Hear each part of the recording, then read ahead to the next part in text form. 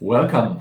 Welcome to this week's BTO talk on generative AI. My name is Michael Alf, calling from Lisbon, and I'm here with my two partners. Rob, over to you.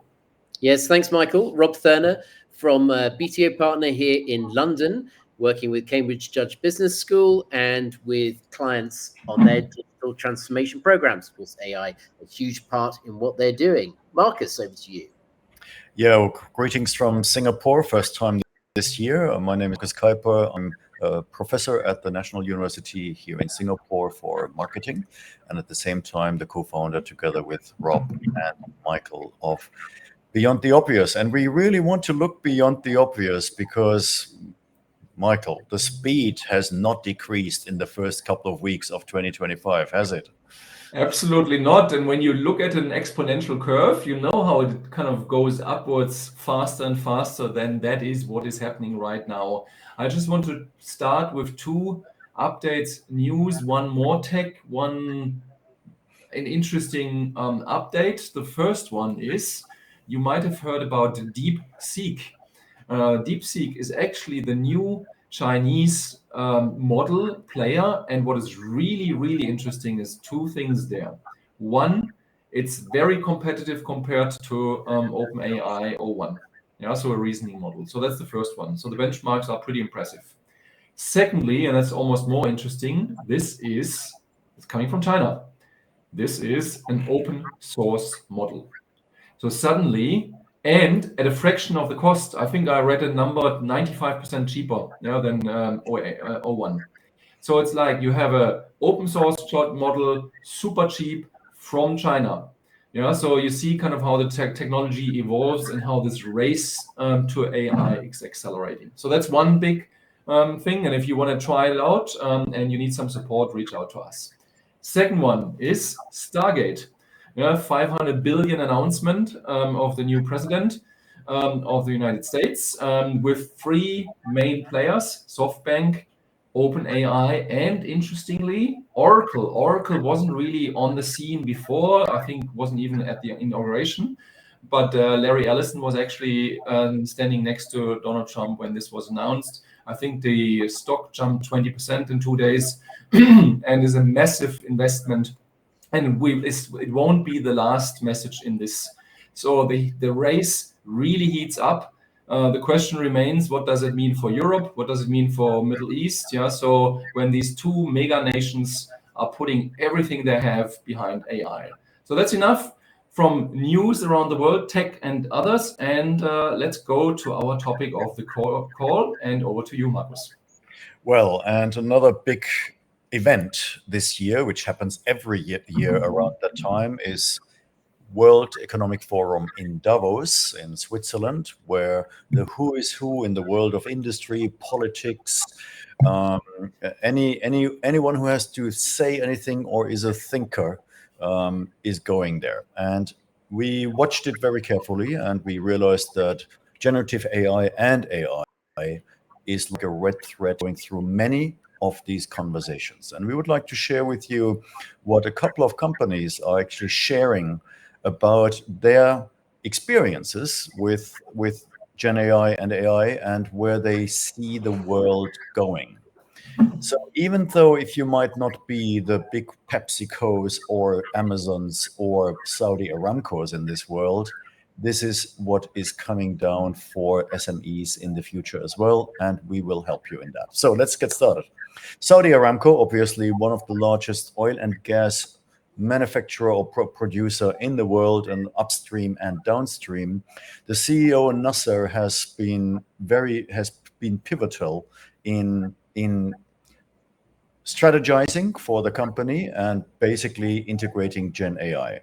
He said, quote, Gen AI is a transformative force, quote, end quote, for Saudi Aramco, because they collect 10 billion data points a day. And in the past, they didn't quite know what to do with it. And all of a sudden, they say, take the example of seismic analysis, which took us in the past months and years. It can now be done within weeks, days, or hours in order to identify a new oil field. Imagine the productivity and efficiency of that. It also helps them in their manufacturing, in their operations, to identify and to predict failures of machinery or equipment.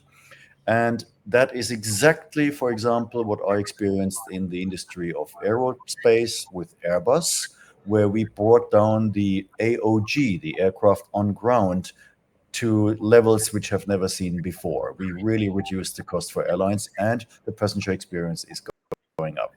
Interesting enough, and I'll hand over to Rob in a moment. On that note, he says the most important part is actually the people. It's not the solutions. It's the people who actually create the necessary infrastructure and use cases. So at the moment, he says we have 450 use cases, which Michael and Rob sounds actually like a low number to me in such an organization.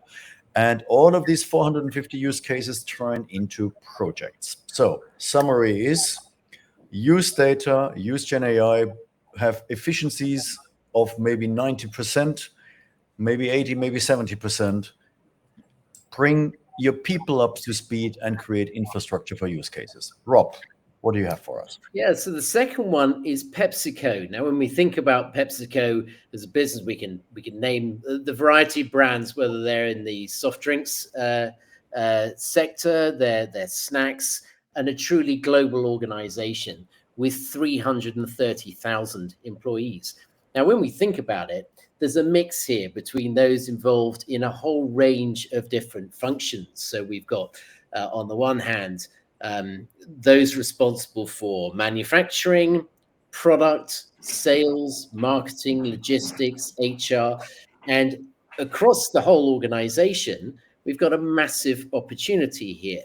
So the key finding here, and this was their chief exec, Roman Legata, his point was how they need to find a way of embedding knowledge across the whole organization.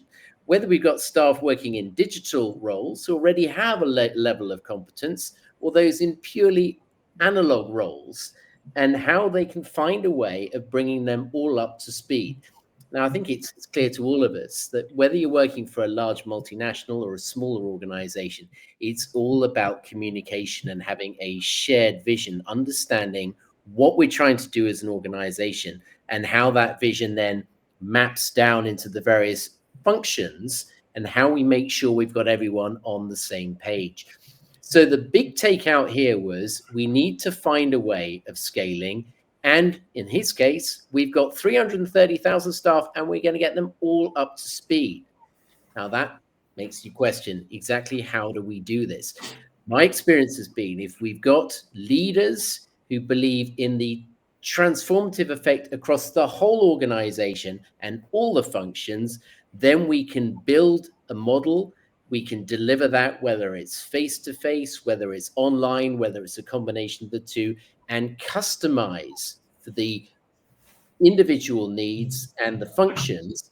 We're able to build a solution. So there's no kind of easy answer here, guys. What we need to think is for your organization, what are the key functions that will be impacted? How can we build customized programs which meet their needs and deliver a program and adapt it as we go along? Because, of course, this is changing the whole time.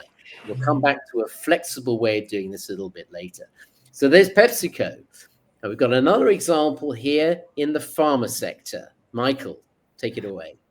Thank you, Rob. And I must say, I'm impressed, this commitment of PepsiCo to upskilling their workforce, their employees.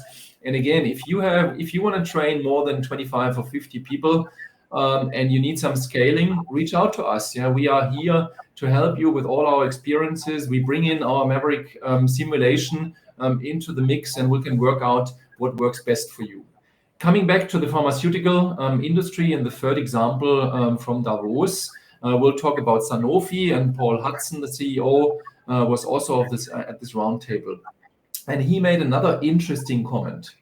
One of the big challenges right now, and we see that when we work with organizations, the CEO quite often refers and puts kind of the responsibility of AI to either the CIO, the CDO, so Chief Digital Officer, sometimes to a new chief AI officer, which is a new role somewhere in between. The key, though, is that the CEO is at the lead and has the lead for AI, because it's such an important kind of transformation force, and this has to come from the top, which reflects nicely our training, or the training I did last week, which was AI for business. And one of the key things is an alignment amongst the top leadership. So CEO with his leadership and a clear direction where they want to take AI and who is responsible, and CEO is really driving that for the organization. And Paul Hudson, really stresses that it's risk. He says basically he is kind of at the helm of this development. Of course, pharmaceutical, you might not know that, but there is a lot of potential around drug discovery, so doing it cheaper and faster. And another area is actually discovering drugs which you did not think are possible. So you're going into completely new areas. So of course, there's a lot at stake in the pharmaceutical industry. That doesn't mean that in other industries it's not equally important that the CEO is taking the lead in there, because, and the main reason, and when you think about it, it's very simple. What we have is an AI-enabled digital transformation. What is the most important word here? Transformation. It's not AI, it's not digital, but it's transformation. And transformation means people do things differently. It's a change management, it's a people business, and this is why the CEO needs to be at the forefront of everything. So that's kind of my example. Back to you, Markus. Yeah, I guess thank you, Michael and Rob. We gave you examples from big industries, and we don't want to confuse you with, okay, I mean, these are multi-million-dollar operations, and of course they have the means to do all of these things. So the question we have for you is, what is your role? What is your role in implementing Gen AI on a very easy level in your organization? Are you delegating this to IT or to an assistant or to an intern, or are you actually taking charge yourself? We have the pleasure to work with people across the world who actually are in charge, and they are not necessarily the CEOs. They are the heads of business unit or heads of operations or heads of HR, and they say, I take charge for my cohort and I will train them because I will create use cases for us. So our call to you is take charge, don't hesitate. The clock is ticking. It's not getting easier and it's not getting more comfortable. And this is not something where you just say, let's wait until the big companies in the world offer me a solution. Rob. Yeah, I think that's right. And it's a case of understanding that we all have the opportunity in our own way, in our own role, to just get started and start experimenting and share those experiments with others and remove this fear of failure. I think it's often what holds people back is, well, hang on, no one else has done it around here. I'm just going to sit back. We need to be, if you like, the brave penguins, the first ones to jump in, try it out, share what works. There aren't too many seals down there which will take you out. That analogy taken from Google, who has this first to experiment reward, and they get a plaque. You are the brave penguin of the month. It's very important we all feel that we've got an opportunity to do this. And if we can identify those in the organization who are the first to move, that can be very contagious, as a sense that, hang on, that guy's done it. He's okay. Why can't I give it a go too? So share those experiences. If they don't all work, that's quite understandable, but that's a mindset we all need to embrace. Michael, any reflections on the clients that you've been working with recently and that responsibility mindset that we need to embed? Yeah, look, Rob, I still see there is hesitation in a lot of industries and companies.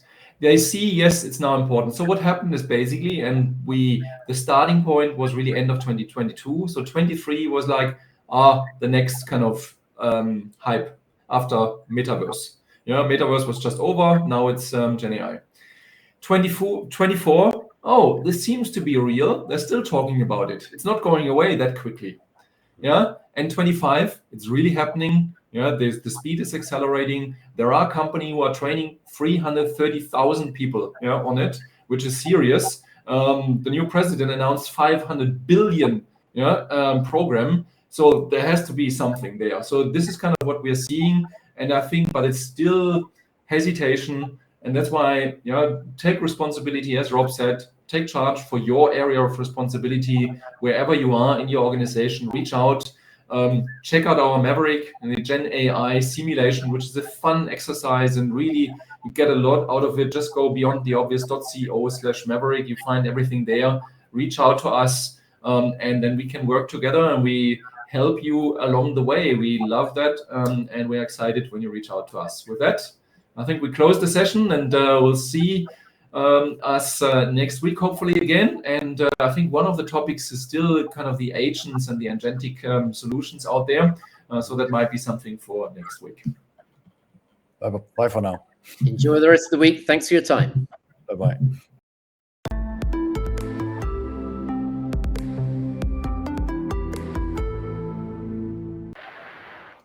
Oh, that's sweet. Oh.